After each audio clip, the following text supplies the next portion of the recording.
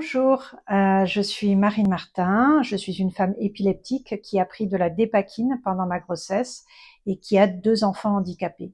Bien sûr, je ne savais pas que ce médicament était dangereux pendant la grossesse, sinon je l'aurais pas pris.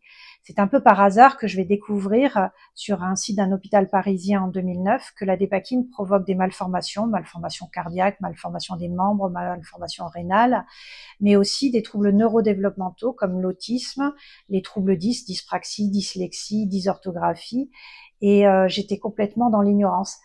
C'est en fait en mettant en rapport une malformation qu'a mon fils, un hypospadias, et la cause possible que sont les pesticides, l'exposition aux pesticides, que j'ai compris que moi je n'étais pas exposée aux pesticides, par contre je prenais un médicament pour soigner mon épilepsie, et je vais découvrir le lien de causalité en 2009. Après le choc de la découverte, je vais décider d'alerter toutes les femmes qui prennent cet antiépileptique en créant une association, la PESAC, en 2011, et je vais commencer à mobiliser la presse pour rencontrer les autres familles dans le même cas que moi.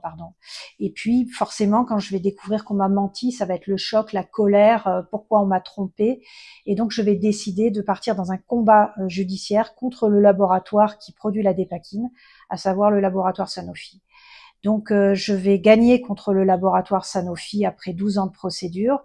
Je vais gagner la seule class action, action de groupe en France avec l'association APESAC en 2020.